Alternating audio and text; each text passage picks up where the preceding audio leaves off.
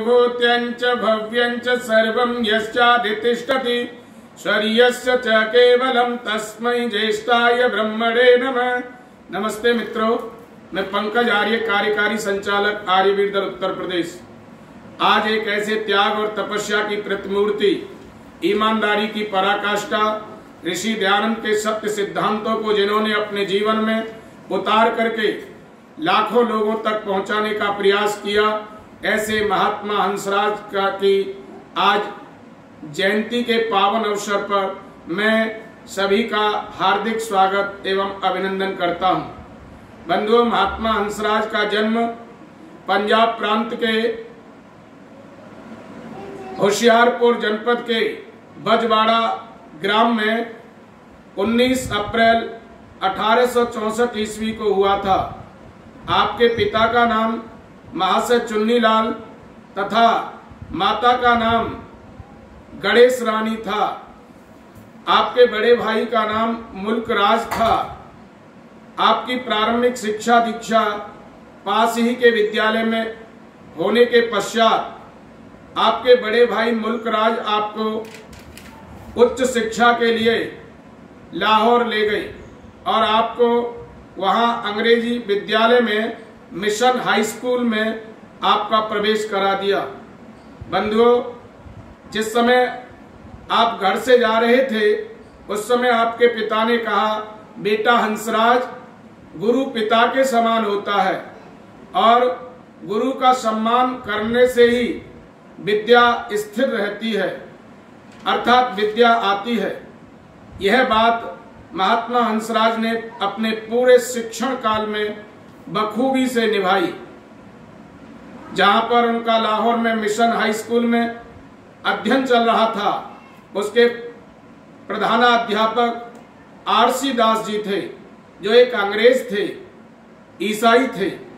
बंधुओं, एक दिन कक्षा में उन्होंने पढ़ाते समय कह दिया था, आर्य लोग मांस खाते थे, आर्य लोग बाहर से आए थे, आर्य लोग तो देवी देवताओं की पूजा किया करते थे, आर्य लोग सूर्य के सामने माथा रगड़ा करते थे।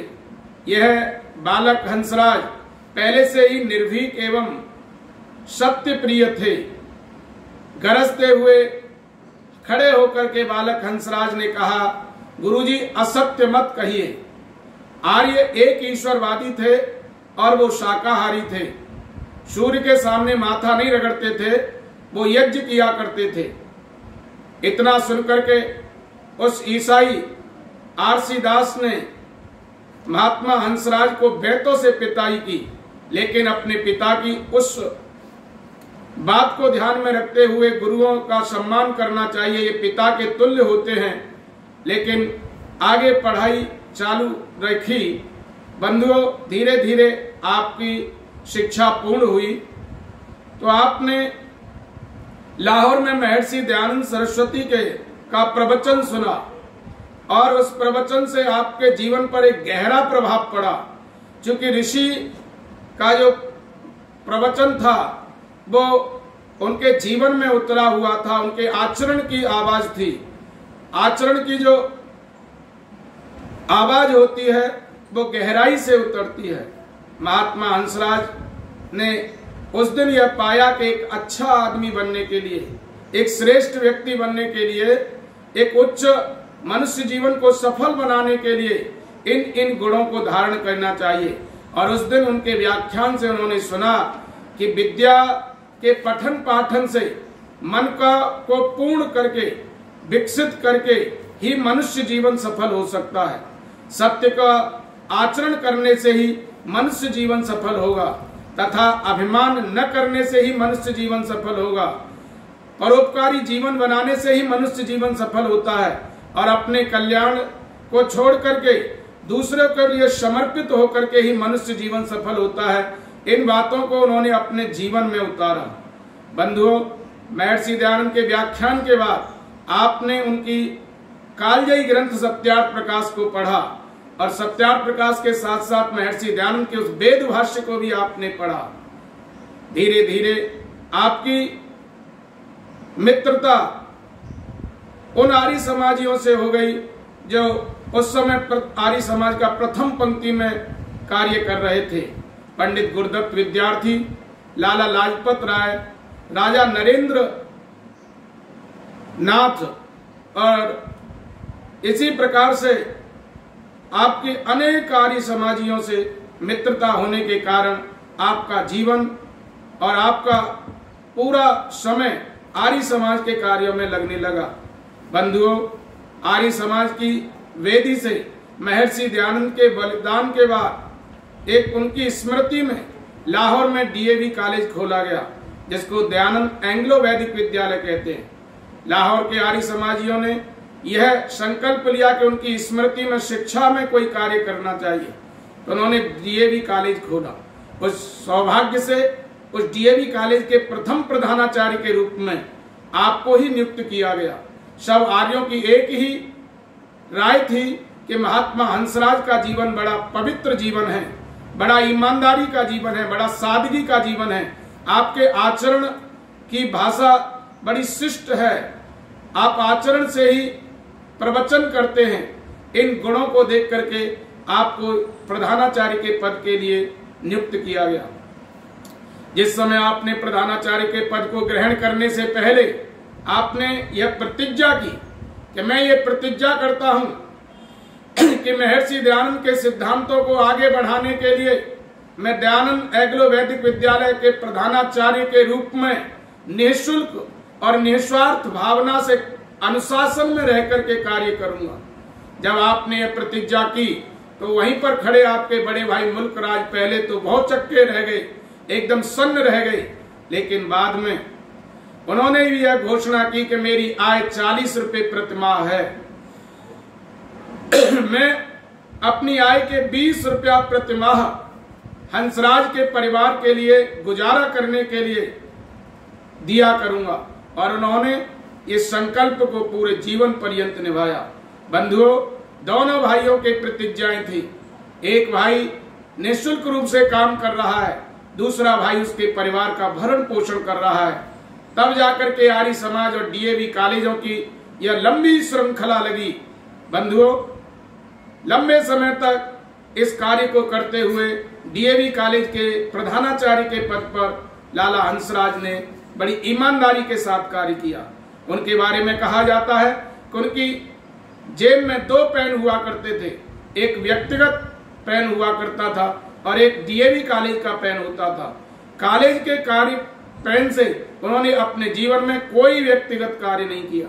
यह शिक्षा, यह ईमानदारी की पराकाष्ठा है। बंधुओं, इतना ही नहीं, आपने बहुत बड़े बड़े कार्य किए और 25 वर्ष तक आपने इस संकल्प को प्रधानाचार्य के रूप में एकदम आदर्श स्थापित करते हुए निभाया। बंधुओं, महात्मा हंसराज ने अपने इस प्रधानाचार्य पद के बाद अपनी सेवा कार्य प्रारंभ किया। अनेक सेवाएं आपने की। आर्य समाज के संगठन में भी बढ़ चढ़ करके आपने भाग लिया। बहुत सारी घटनाएं आपके जीवन की हैं, बहुत प्रेरक प्रसंग आपके जीवन के हैं, लेकिन यह समय की बाध्यता के कारण किन किन प्रसंगों को आपके जीवन के को रखा जाए, लेकिन एक दो की चर्चा करना यह बहुत जरूरी हो जाता है। बंधुओं, जिस समय प्लेग की महामारी थी, उस समय महात्मा हंसराज सेवा कार्य में लगे हुए थे और उस सेवा कार्य में वो देखते हैं कि एक व्यक्ति के प्लेग के फोड़ा के कारण वो तिल मिला रहा है, उसको बहुत दर्द हो रहा है, पीड़ा हो रही है, एकदम चिल्ला रहा है। कोई उपकरण वहां नहीं था चीरा लगाने के लिए। उसको साफ करके महात्मा हंसराज ने ये नहीं देखा कि चीरा लगाने के लिए कोई उपकरण आए और उसको जब तक पीड़ा होती रहे, लेकिन महात्मा हंसराज ने उस फोड़े को, प्लेग के फोड़े को अपने मुंह में भरा, उसकी गंदगी को अपने मुंह में भर करके बाहर कुल्ला कर दिया। यह है सेवा की पराकाष्ठा। इसी कारण, इसी सेवा के कारण और ईमानदारी के कारण महात्मा हंसराज आज तक हमारे बीच में उनका वो अमर जीवन, उनका वो कृतित्व, उनका वो ईमानदारी, उनकी जो सत्यता, उनका जो कर्मठता हमारे बीच में आज तक विद्यमान है। बंधुओं, 1927 में प्रथम आर्य महासम्मेलन हुआ था और 1927 के प्रथम आर्य महासम्मेलन में के बाद महात्मा हंसराज की अध्यक्षता में एक बैठक हुई थी और उसमें महात्मा नारायण स्वामी ने यह संकल्प लिया था कि मैं आर्य समाज के विकास के लिए, आर्य समाज में नया रक्त आए, आर्य समाज में युवा युवती सैद्धांतिक की जानकारी करते हुए आर्य समाज के सच्चे सिपाही बन सके। उन्होंने ये संकल्प लिया कि मैं 10,000 आर्यवीर और 50,000 रुपया एकत्रित कर दूंगा, नहीं तो पद से त्याग पत्र दे दूंगा। बंधुओं, धन के धनी, इरादे के पक्के महात्मा नारायण स्वामी ने यह धनराशि और यह आर्यवीरों की संख्या एक वर्ष से पहले ही एकत्रित कर ली। तब महात्मा हंसराज जी के पावन सहयोग से महात्मा नारायण स्वामी ने सार्वदेशिक सभा के उस समय प्रधान हुआ करते थे, उन्होंने 26 जनवरी 1929 को आर्यवीर दल की स्थापना की और आर्यवीर दल का वो पौधा, वो नन्हा सा पौधा 1929 में लगा, आज बट वृक्ष के रूप में आर्य समाज को एक छाया का काम कर रहा है। आर्य समाज में सच्चे, सफल एवं बलिष्ठ कार्यकर्ता आर्य समाज ऋषि दयानंद के जाबाज सिपाही के रूप में हजारों की संख्या में आर्यवीर दल ने दिए हैं। आर्यवीर दल अपने सेवा कार्य के माध्यम से, चाहे वो उत्तरकाशी का भूकंप हो, चाहे लातूर का भूकंप हो, चाहे भुज कच्छ संचार भूचाऊ का हो, चाहे सुनामी लहरें हों, चाहे अनेक प्रकार की जब जब देश धर्म पर आपत्ति के काले बादल मंडराए हैं, चाहे वो कोरोना की महामारी हो, आर्यवीर दल ने अपनी सेवा कार्य के माध्यम से सब लोगों को तृप्त किया है। बंधुओं, जब जब देश धर्म पर आपत्ति के काले बादल मंडराए, तब तब आर्यवीरों ने अपने गरम गरम लहू का बलिदान दे करके भारत माता को रक्त रंजित होने से बचाया है। आज ऐसे त्यागी, तपस्वी, ईमानदारी की पराकाष्ठा के ऐसे महामानव, ऐसे सिंह पुरुष का आज जन्मदिन है, जयंती है। आज पूरा आर्य जगत इनको जयंती के रूप में मना रहा है। बड़ी आश्चर्य की बात होगी, जो व्यक्ति डीएवी कॉलेज में हजारों रुपए वेतन प्रति माह दे करके आता था कर्मचारियों को, वह अपने घर खाली हाथ लौटता था। यह सोच करके देखिए कितना बड़ा त्याग था। इसी त्याग के कारण आज तक आर्य समाज जीवित है और जीवित रहेगा। त्यागी तपस्वियों की संस्था ये आर्य समाज महर्षि दयानंद की से ने इसको सींचा है और फिर उनके बाद सभी आर्यों ने इसको सींचा है। यह सदा अमर रहेगा।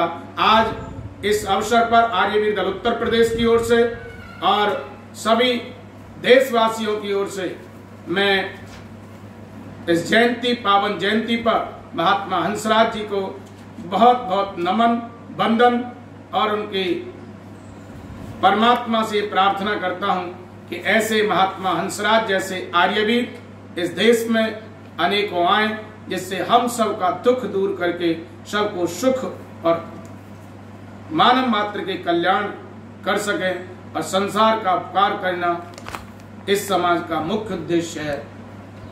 धन्यवाद।